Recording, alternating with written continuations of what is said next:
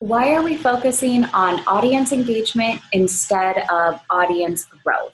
This seems to be sort of like a chicken and egg thing and a very misunderstood concept. So I'm really excited to clear it up and also uh, share my experience on it, because if you had to put 2017 Katrina against 2008 Katrina, we would have very conflicting opinions on this issue. So let me just give you this little backstory of something special that happened in about 2013. I think it was March of 2013, if I remember. Okay, so here's the deal. March of 2013-ish, whatever that was, Facebook did their initial public offering. In preparation for their initial public offering, they had to show their stakeholders how a social platform where we're all just hanging out and having fun is actually going to make money and return their investment. Back in 2008, when social media kind of came on the scene, this was back in the days where Facebook for Business did not even actually exist. Most business owners who felt like, hey, there's something here, they would either post about their business on their personal page, or they would create the lovely dummy page. The dummy page caused a massive problem. They got wiped out during one of the sort of bot cleans. But here's what happened. One of our first social media campaigns actually generated an audience growth from 0 to 8,000 in about a 60-day time period. Here's how we did it. This company that I worked for had a very large email list. If I recall, I want to say it was about maybe like 20,000 or so. It was an older list, and they had done, to build the list, it was a lot of those old school in-store promotions, like drop your business card in a fishbowl and win a free lunch, or, put your name and email address on this form and you can win your mom a KitchenAid mixer for Mother's Day, some things like that. And so they built up this list of about 20,000. This was in the Midwest. It was also in the summer, and it's a restaurant that was all about like good old farm sort of food. And so we created this ebook content. It was canning recipes for preserving your harvest and things like that. Most people garden. We offer that as a fan-gated piece of content. So in order to get that piece of content, you simply had to like this brand's Facebook page. 8,000 people wanted the content, 8,000 people liked the page. It was like this beautiful serendipitous thing. It's like, oh, social media works and it's so easy to grow a page, and advertising didn't exist. So it was all organic, it was all free, and a really great success. And it was all customers. So it wasn't, it was trying to retain those customers and get them to continually come back. What happened in March of 2013 is, so I should also back up before I get to 2013. So of those 8,000 customers, for any piece of content that we would post on Facebook, whether it be, hey, here's tonight's special, or here's the Mother's Day giveaway, or, bring your kids in this weekend, whatever it was, that piece of content would automatically be shown to about 16% of those 8,000 people. I'm not super quick at math. I don't know what that is, but that's a good amount of that audience to just automatically show that message to it.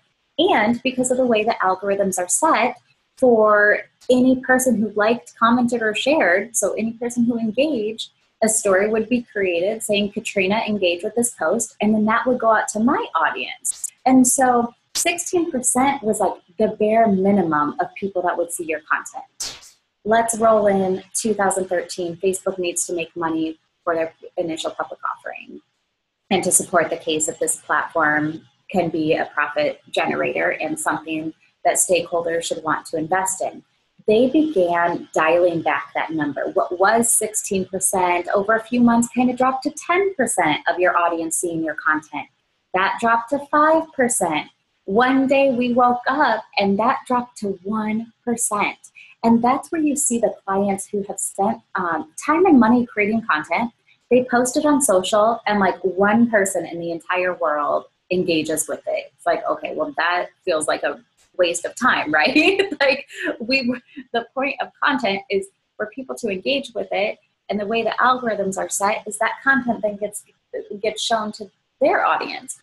And so when we woke up one morning and as marketers, what is happening? Like, my content isn't getting served to the amount of people that it previously was. And this is a pretty well documented scenario. And so ad dollars became a very, a very sought after way to use these social platforms. And and I share all of this because here's the thing. So with ad dollars, we can instantly reach the types of people we're trying to reach. We can get that message in front of the right people. It's pay to play. There's a budget involved. So it depends, how many people we want to get it in front of, or how many people we can get it in front of is often dependent on what sort of budget we're working with for that individual piece of content. Okay, so there's that whole backstory to simply explain. This is where 2017 Katrina and 2008 Katrina disagree. 2008 Katrina says, yeah, build your audience. You want your audience because everything you put out there to that audience is going to be in front of at least 16% of them. And then it's also going to have the viral and organic shares from your audience engaging with it. Yes. 2017 Katrina simply says, what's the point of a large audience if less than 1% of them even see the content? That's where we have a debate. And so my preference is, you know what, if you are putting your ad dollar, if you have great content, two, if you're putting your ad dollars on, or your dollars into advertising, you're guaranteed to reach a certain portion of your target audience. That's a better utilization of getting in front of the right people. Now, where the debate is kind of like the devil and angel on my shoulders, it's like, well, should it be that? Should it be this? I feel strongly that engagement is the better way to go. But where this often can get into like a tricky conversation is, we as consumers, one of the first things we do when we hear about a brand or a person is we Google them and we check them out on social. Whether we intend to follow them or not, like, it is totally irrelevant to that piece. That is just our behavior. That is the chain of what happens. We meet someone, we check them out, or we see a logo, we check them out. And so what's interesting about this debate is when someone is checking out a brand, what is their perception if their fans are very low? So what is the perception if they only have 500 fans, but they looked like a bigger brand, they looked like something I was interested in, but then that social proof piece was like, maybe they're not it. They're not stable, or they're not as cool as I thought, or they're not. And so there is, it would be very fascinating to me, at least, because I'm kind of a nerd on this sociology stuff. But it would be really fascinating to see what triggers happen in our brain when we see small audiences. Now, again, angel and devil on the shoulders, right? So we see small audiences and we're like, they're not credible, I'm not interested.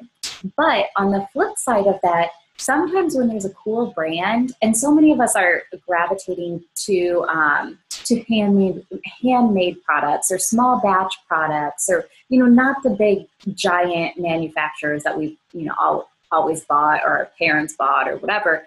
But we like these small independent ones, and we like to know who the makers are and what the story is. So then there's that piece of, sometimes when I go to a brand and I see that they have 10 million followers and like 1% engagement, instantly what I say is, oh, they bought all these fake fans in Romania just to get that number up. And that to me, like, ruins credibility too. And so it's I don't know, this is another one that probably doesn't have a clear-cut answer, as you can see, because it can be debated every which way. I think if I had to answer it, I would say go after engagement. Authentic audiences will come, and the size of that number is what it is. To my knowledge, and I don't know if it's rolled out yet, but recently I saw some discussion around Facebook wanting to actually eliminate the public viewing of the number of fans that you have. So if you went to Coca-Cola's page, you could see their content, you could see their engagement on that content, but what you couldn't see is, their 5 million fans or whatever their numbers are, which I think is kind of an interesting debate, because I think a lot of people probably have a similar lens as to what I have. What is the point of the fan if the content isn't shown to the fan? But yet the fan brings some good credibility to let you know there's social proof, people like this brand, and all of that. So food for thought. What do you think? Should it be audience growth or engagement?